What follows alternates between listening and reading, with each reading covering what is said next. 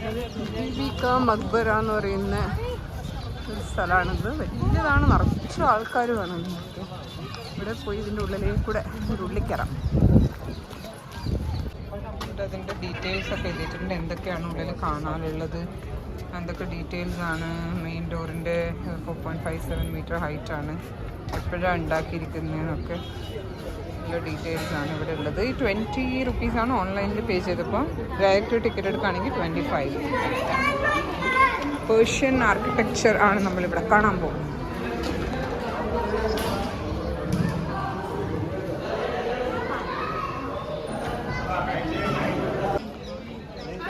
ഭയങ്കര വലുതാണ്, വലിയ സ്ഥലവും താജ്മഹലിനൊക്കെ പോലെ ഉണ്ട്. ഇവിടെ ഒരു വെള്ളം ഉണ്ട്, അതിന് നേരെ അങ്ങ് ദൂരെയാണ്. വൈറ്റ് നടുക്കൊരിതും അതിൻ്റെ 4 സ്തൂപം അതിൻ്റെ 4 സൈഡിലുമായിട്ട്. പിന്നെ ഇവിടെയാണ് അതിൻ്റെ മെയിൻ വാളൊക്കെ. ആ വാളിൻ്റെ ചുറ്റും ഒരു വലിയ ഗാർഡൻ.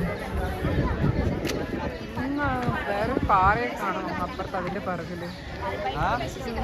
ഇവിടെ നിന്ന് ഇറക്കി കയറുമ്പോൾ തന്നെ അതിൻ്റെ അടുത്തേക്ക് ഒരു പാത്ത് വേ, നമ്മൾ താജ്മഹലിൽ പോകുമ്പോൾ കാണുന്ന പോലെ ആ പാത്ത് വേ കാണാം. നിറച്ചും ആൾക്കാരാണ്. സൺഡേ ആയതുകൊണ്ടാണ് തോന്നുന്നുണ്ട്. നമ്മളെല്ലാവരും അജന്ത പോയി തിരിച്ചു വരുന്ന വഴിയിൽ ആണിത്. ഇത് ഔറംഗാബാദ് സിറ്റി സെൻറ്ററിൽ തന്നെയാണ്. അവിടുന്ന് ഒരു വിത്തിൻ 30 minutes ഡിസ്റ്റൻസ്.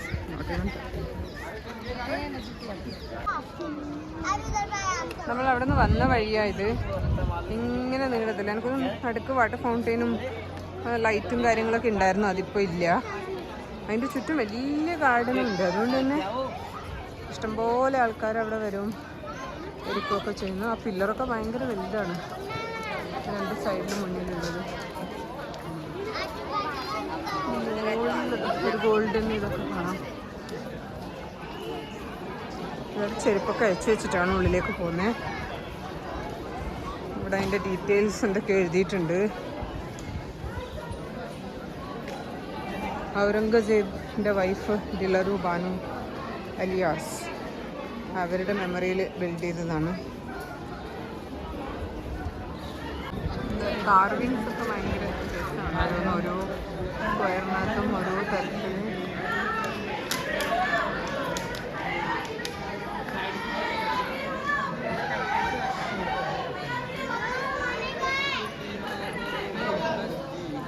നമ്മൾ കയറി വന്ന പോലെ തന്നെ അതിൻ്റെ പിറകു വശത്തും ഇങ്ങനത്തെ ഇതുണ്ട്. പക്ഷേ ഈ എൻട്രൻസ് ഇപ്പം ഓപ്പൺ അല്ലാതെ ക്ലോസ് ആയിട്ടാണുള്ളത്. പക്ഷേ ഇത് ഭയങ്കര ബ്യൂട്ടിഫുള്ളാണ്. അത്രയും സ്ഥലം ഇവിടെയുണ്ട്. ഒരു ഒക്ടഗൺ ഷേപ്പിൽ അവിടെ ഒരു സ്ഥലം ഒക്കെ ഉണ്ട്. എന്താണെന്ന് അറിയില്ല. അത് ഫുൾ ഗാർഡൻ നല്ല രീതിയിൽ ഫുൾ പച്ചപ്പാണ്, ഭയങ്കര രസമാണ്. പിന്നെ ഇവിടുന്ന് കാണുന്നത് ഫുൾ മൗണ്ടെയിൻസ് ആണ് അതിൻ്റെ ചുറ്റും. അങ്ങ് മുകളിലൊരു ടെമ്പിളോ, ചെറിയൊരു ടെമ്പിൾ ഒരു കുന്നിൻ്റെ മുകളിൽ കാണാം. ഡിസ്റ്റൻറ്റ് വ്യൂ ഫുൾ മൗണ്ടെയിൻസ് ആണ് ഇവിടുന്ന് കാണുന്നത്. അതുകൊണ്ട് തന്നെ വ്യൂ ഭയങ്കര രസമുണ്ട്. സൺസെറ്റിൻ്റെ സമയമായിട്ടുണ്ട്. ഇത് 4 വശത്തേക്കും ഉണ്ട് ഇങ്ങനത്തെ ഇത്. പിന്നെ ഒരു ഒക്ടഗൺ ഷേപ്പിലുള്ളൊരു ഗാർഡൻ്റെ ഒരു സ്പേസ് അവിടെയും.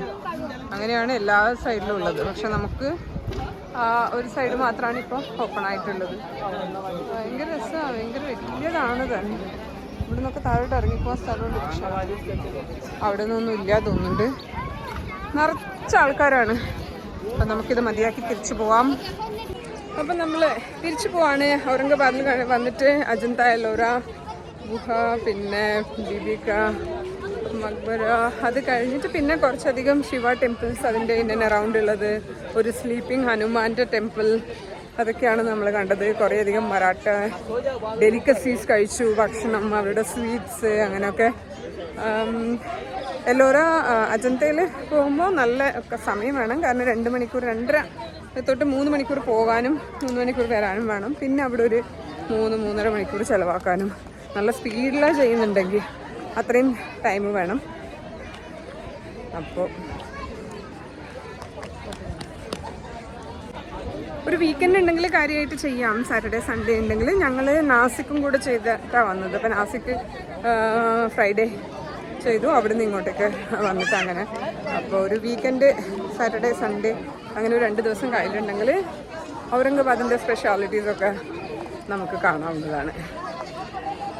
വലിയ ചൂടങ്ങനെ ഇതാവുന്ന തരത്തിലുണ്ടായിരുന്നില്ല. കാരണം ഡേ ടൈമിൽ ആ സമയത്തൊക്കെ ഞങ്ങൾ ഗുഹേൻ്റെ ഉള്ളിലായിരുന്നു അജന്തേൻ്റെ. അപ്പോൾ അവിടെ ഭയങ്കരമായിട്ട് അങ്ങനെ ചൂട് ഭയങ്കരമായിട്ട് ഉണ്ടായിരുന്നില്ല. പുറത്തിറങ്ങി നടക്കുന്ന സമയത്താണ്.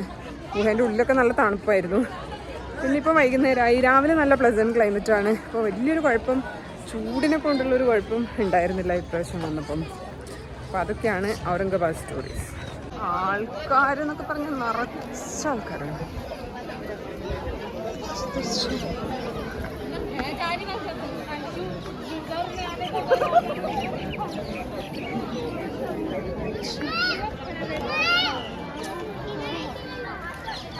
ഫേമസ് ആയിട്ടുള്ള ഒരു ചാട്ട് ഷോപ്പാണ്. ഭയങ്കര ആക്റ്റീവായിട്ട്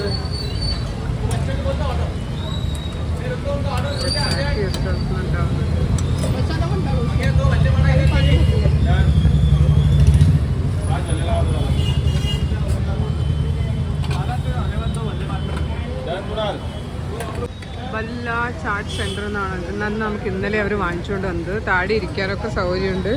നമ്മൾ താമസിക്കുന്ന ഹോട്ടലിൻ്റെ അടുത്ത് തന്നെയാണിത്.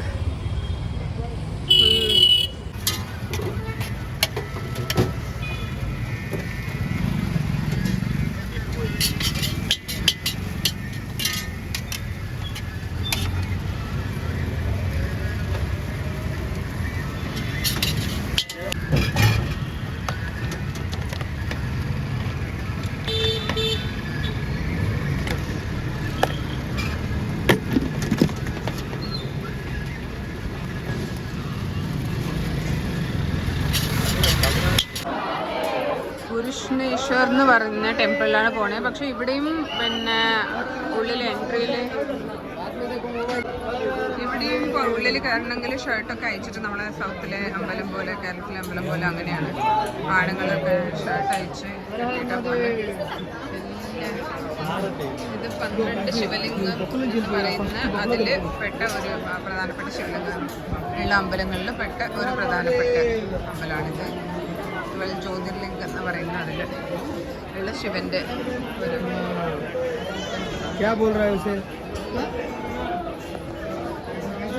നമ്മളെല്ലാവരും ആ ഗുഹ കണ്ട് വരുന്ന വഴിയിൽ തന്നെ അതിൻ്റെ കുറച്ച് ഇപ്പുറത്ത് തന്നെയാണ് ഈ ടെമ്പിൾ ഉള്ളത്. ഇൻസ്ട്രക്ഷനൊക്കെ എഴുതി വെച്ചിട്ടുണ്ട് ജംഗ്ഷൻ. പക്ഷെ ഇത് നമ്മൾ പൊതുവെ നോർത്തിലോ അങ്ങനെയൊന്നുള്ള അമ്പലങ്ങളിൽ കാണാറില്ല.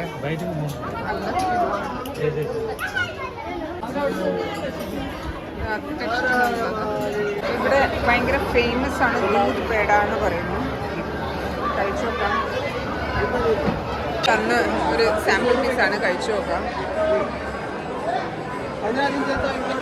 എത്ര ദിവസം? 15 ദിവസം വല്ല ഒന്നും കുഴപ്പമില്ല. ഇവിടെ ഫുള്ള് അത് തന്നെയാണ്.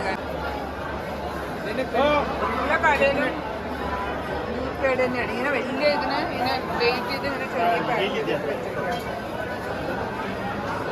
ഫുള്ള് അതിൻ്റെ കടകളാണ് 1 by 1 അങ്ങോളം. അവരത് പാക്ക് ചെയ്യുന്നതിനും കാണാനൊരു വേറെ തന്നെ സ്റ്റൈലാണ്. ഇങ്ങനെ എടുത്ത് അതിനിങ്ങനെ അതിൻ്റെ ഉള്ളിൽ വെയിറ്റ് ചെയ്ത് അതിനെ പ്രസ് ചെയ്ത് ഇങ്ങനെ ആക്കി. അതാണ് അങ്ങനെയുള്ള പാക്കറ്റ്സാണ് ഇവിടെ കാണുന്നത്. എല്ലാ സ്ഥലത്തും ഇത് തന്നെയാണ്. നല്ല രസമുണ്ട് കാണാൻ. ഒരേ സാധനമാണ് എല്ലാം ഇവിടെ വിൽക്കുന്നത്. all of this. വരത്ത്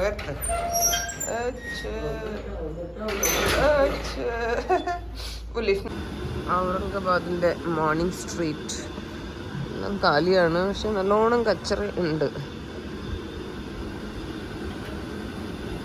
ഇവിടെ ഒരു ചായക്കടയിൽ വന്നിട്ട് ഭയങ്കര ചായ ഉണ്ടാക്കലാണ്. അവരുടെ ചായ ഉണ്ടാക്കുന്ന സ്റ്റൈല്.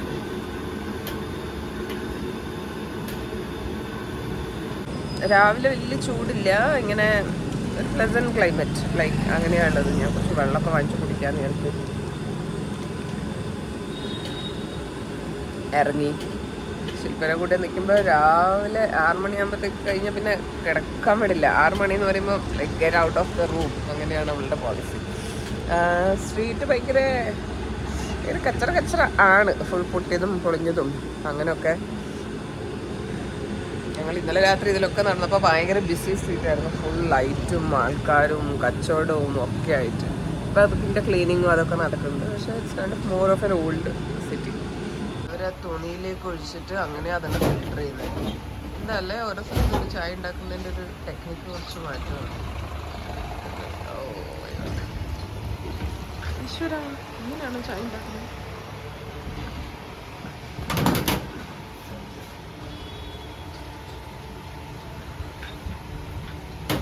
കട്ടിച്ചായ ഫസ്റ്റ് ചായ കൊണ്ടുപോയി അവർ പ്രാർത്ഥിച്ച് അവിടെ ഒഴിച്ചു. ആഹാ, കൊള്ളാലോ കൊള്ളാലോ വനമാല. ഇതിൽ തന്നെ വേറൊരു ചായക്കടയുണ്ട്, അവിടെ ഓൾറെഡി ചായ തുടങ്ങി. ചായ കാണാനൊക്കെ നല്ല രസമുണ്ട്.